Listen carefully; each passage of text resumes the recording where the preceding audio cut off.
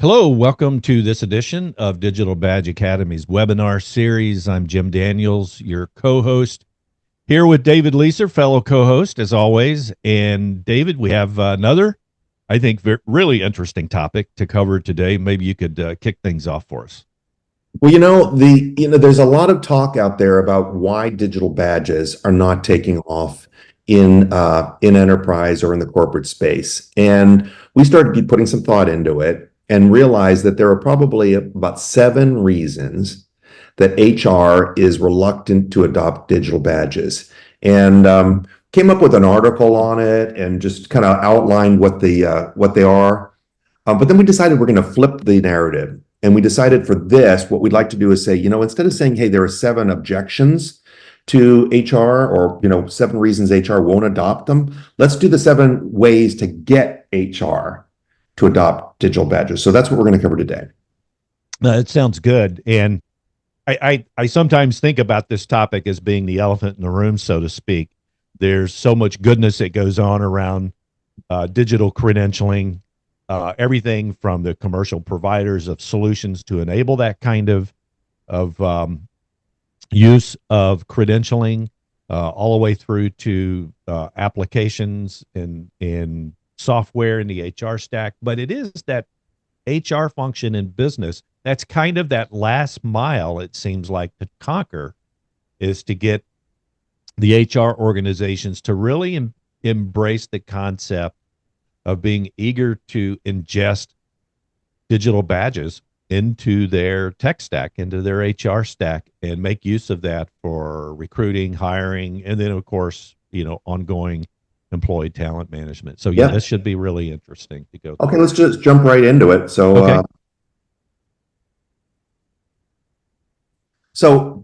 Once we understand, like I said, there's 7 ways to get HR to adopt digital badges, and we're going to start with the barriers, right? And we'll start with, here are the barriers. So you need to understand what they are, because these are going to come up in conversations, and then the response. So we'll start out with number 1, and that really is a lack of awareness and understanding, Jim. I think that a lot of HR professionals just simply are not aware of what digital badges are. We're 10 years into this, but they're still not aware.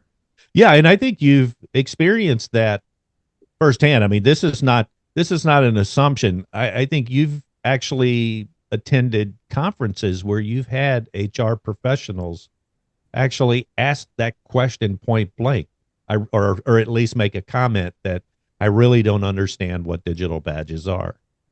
Yeah, I mean, it was surprising that I was at a conference recently, and a woman came up and said, I've been spending the last year trying to figure out what digital badges are. So really the solution to this is awareness, a campaign, a targeted educational program. It's incumbent upon people who are, I think the badge platform companies in particular, and the standards organizations in particular, and maybe some of these other agencies that are promoting badges, need to get out there, and they need to start to submit session abstracts for big conferences. They need to write more articles. They need to start to host webinars and start developing validation studies.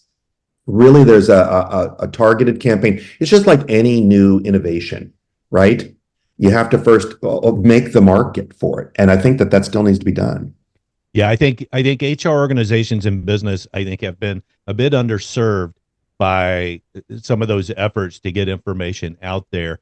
I know that the higher education side of things is well served in terms of information that's being distributed, different organizations, standards bodies, and things like that.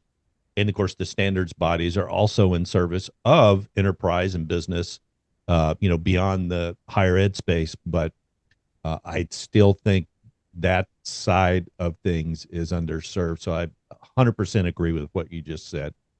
So the answer then is, for everybody who's watching this, develop case studies, develop articles, submit abstracts to conferences, and start really showing the success stories so people can build that awareness and understanding. Resistance to change is a big one, right? I mean, every organization, it's difficult. I mean, HR is typically, and then they have a reputation for being slow to adopt new technologies. I don't think it's that they want to be slow to adopt new technologies, but there is resistance to change. And sometimes there are cultural issues, and sometimes there are competing priorities. And it's difficult sometimes for them to even get the budget and the time to be able to innovate and do things like this. Yeah, and I think resistance to change is, is glove hand in glove with number one, right? Which is just lack of awareness. I think sometimes the lack of awareness or lack of understanding drives that resistance to change.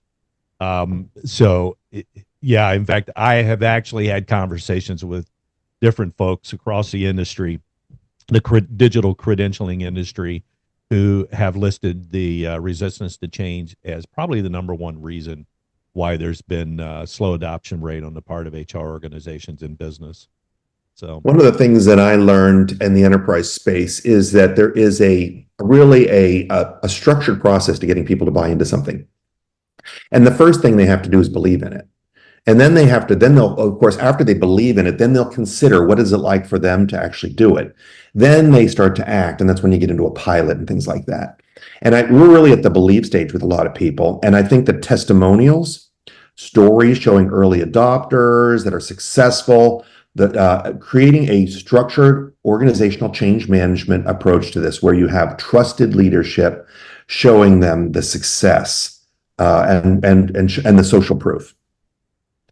yeah, I mean it's so critically important. It's one of the reasons why in our 5 phase batch program implementation methodology that we have, that OCM takes up almost a fifth of that entire methodology, just getting through that process, getting all the language in place, the messaging, the assets, the artifacts, and ensuring that all the right stakeholders are known and understood, so that messaging can be tailored to them. It takes a good bit of effort sometimes to cut through this challenge. Any technology, and we know this because we worked in the tech space forever, and but any innovation in technology involves people, processes, policies, and tools. And everybody seems to focus on the tools, and you really have to focus on the people one. Right. So that's where we're at. So the next one is concerns about credibility and validity, right? So, I mean, there are this is all new. Can this be trusted? We can trust a college degree. It's been a trusted signal of achievement and readiness for a long time. But what about badges? Yeah, and again, I think it ties back to lack of awareness or lack of understanding. You and I both know, because we've been around it so long, that all the mechanisms that have been put in place to make a digital badge or digital credential trustworthy, in other words, does the individual that possesses that digital credential, is it really theirs? Was it really issued by a legitimate issuer? All these kinds of things, that is so incredibly well covered. I mean, to the point of ad nauseum almost, right? And now we even see badges being issued in environments where tokenization is taking place. Badges can live out on the blockchain, and that sort of thing. So there's that side of it. And then, of course, in terms of what the badges represent, there's also credibility and validity there. Are they representing something that has credibility built into it? Maybe it's your training in a program as a business. Is that a program that is run in a really tight way? Does it have all the right kinds of assessments and things? The good thing, and this is where digital badging actually is at a huge advantage over the other things, is you can put that kind of detail in the badge, right? As in the form of metadata that lays out detail about how the assessments are structured, right? Information about how the training is structured. And if you don't have enough room to cover it there, you can always link from the badge to a landing page to additional information, which can expand on that even further. So it really ties the credential with the actual activity better than any other way of credentialing someone. Yeah, I mean, you sum this up basically with evidence, right? I mean, Exactly. the badge issuers have to do a better job, including evidence of this and of the achievement. What the tags are. That's that the metadata tags for skills, what the rubric was if there was one that was used, what the assessment was, what the cutoff scores were. The completeness of the data in the badge is a problem, and a lot of badge issuers are simply not doing a good enough job there. And like you said, I think the external landing page, that's another thing that people think that's difficult to do. It's actually very easy to do. When you have an external Right. landing page that shows everything, that's how you build transparency. Yeah. And, and I think a really good way to sort of underscore the fact that badges do a great job at addressing things like credibility and validity and providing that granular level of detail is put a credential that's using badging as its delivery mechanism next to a college degree with a transcript and compare the two, and then you come back and tell me which one is more informative, which one is more detailed. Right. It's stunning how much more effective a digital credential or a badge can be. That's why some higher education institutions have actually started to move toward having degrees as well as individual courses that you take throughout pursuing a degree captured in badges. That's happening now all over higher education. So, and the same exact thing can happen like around certification programs across various industries and things of that nature. Integration with existing systems. You know what? These are not technologists in most cases in HR. They're Right. people. They're working with people, and we're working on the human component. And if this is not a seamless integration with an existing system, that's a problem. There are a lot of legacy systems out there, and some of them are not really designed to accommodate these new forms of information. And so, really, the big issue there, I think, is that you have to make sure that the platform that you're selling or using has really robust integration and not just APIs to connect it to your LMS, but other things. Yeah, exactly. And I think one of the things that helps, at least in my experience, helps HR organizations overcome this resistance because of this perceived, heavy lift that's going to be required to get, the ingestion of badges integrated into their HR tech or HR stack, um, is to speak to badges as really just data, right? I mean, ultimately, what's inside of a badge is just a rich set of data.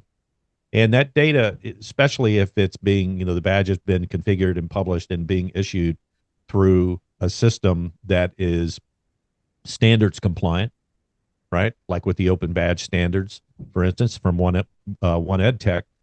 But the data comes in fairly structured and can be easily pulled in and mapped right into a database schema, right? Where once it's sitting there, there's a lot of things you can do with it. It's not as difficult as it seems when you first look at it. And I think that's the real takeaway, and we've seen that firsthand, back when we worked at IBM, we saw that process, and we've seen it with other clients that we've worked with since. Yep.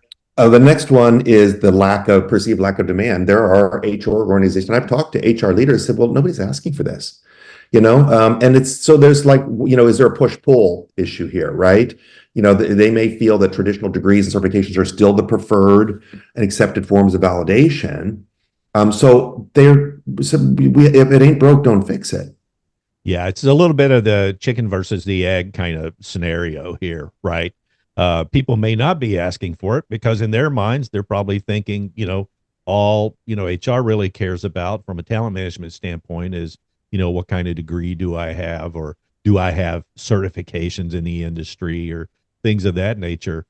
Um, so I think it would be in HR's best interest to go out and do a couple of things. One, sometimes you have to go ask people how they would feel if what they know and what they can do and what they've mastered, education and training that they're consuming, would they have an interest in seeing that captured in a more modern format, right? In the way of a badge. And of course, so it kind of comes back to that awareness and education piece again.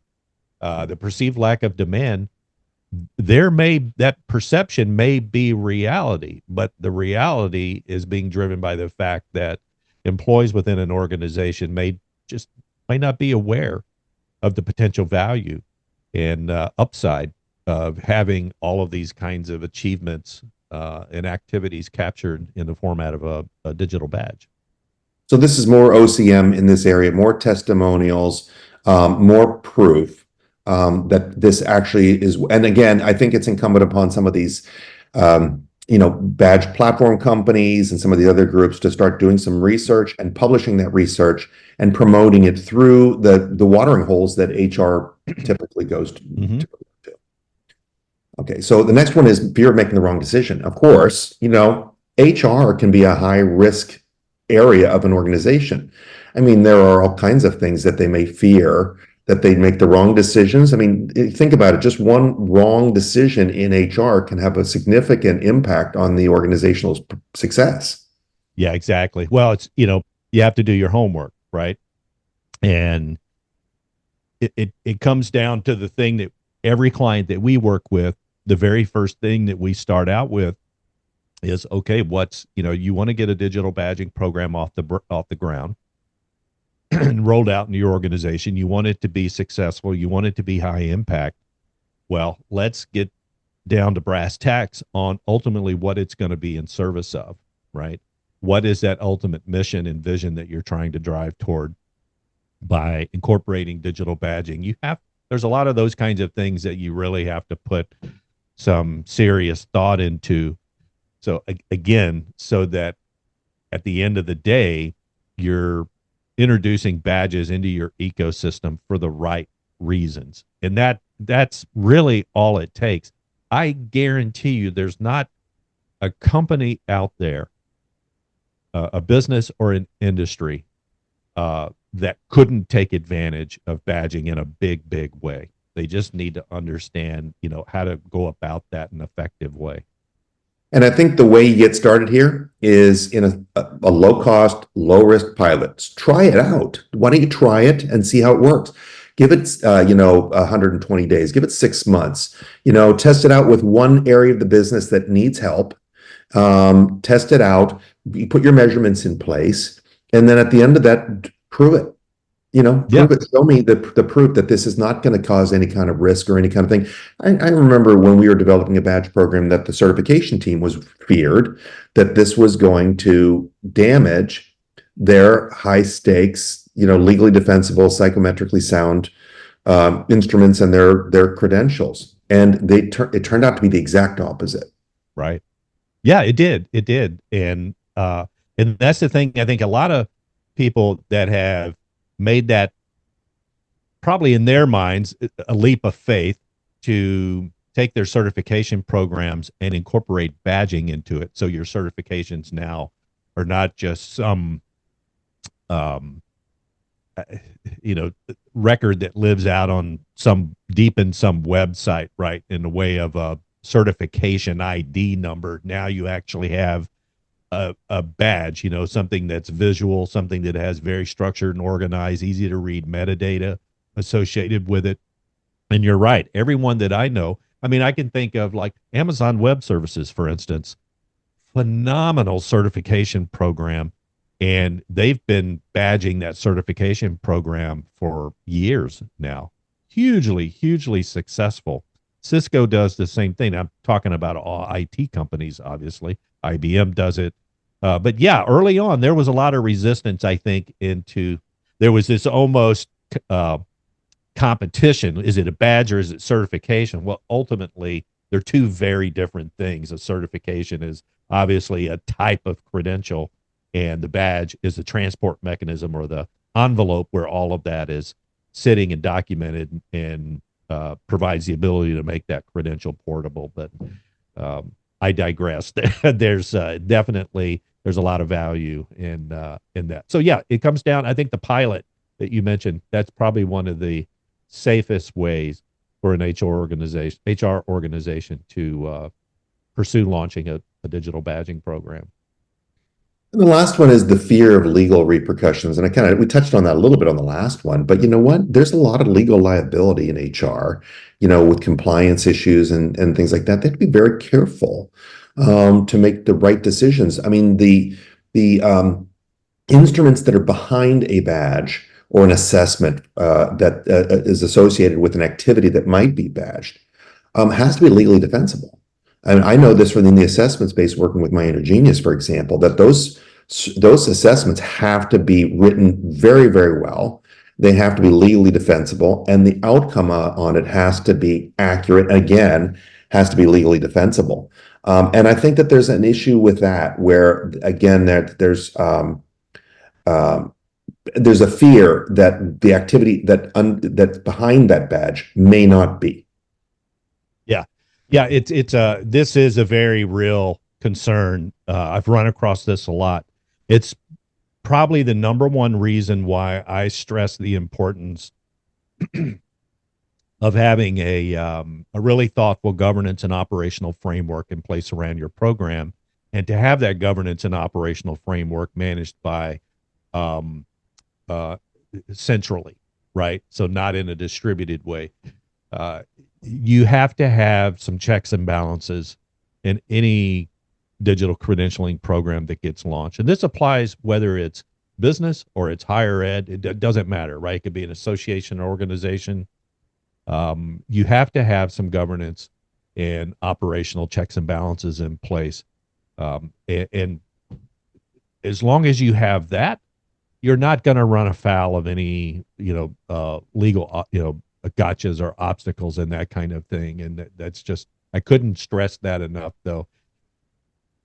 If you don't have that sort of central core component in place to really help ensure that there are some fences, and I don't want to overstress this concept of fences, because programs can really grow and thrive and cover a huge range of different kinds of activities. But when I say putting fences around your program, it's just to make sure that things don't get out of control, or you have groups within the organization going off rogue and standing up and publishing badges that haven't gone through a proper vetting process to ensure that, what's being represented is something that is badge worthy, so to speak.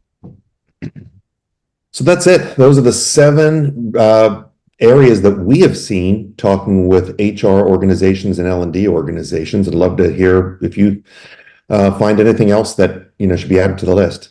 Yeah, it'd be interesting to see what kind of comments we get and feedback, and I love it. I think it's probably the most succinct, but maybe one of the most important pieces of information to get out there that HR organizations can listen to and absorb, and hopefully help shape their thinking, going forward.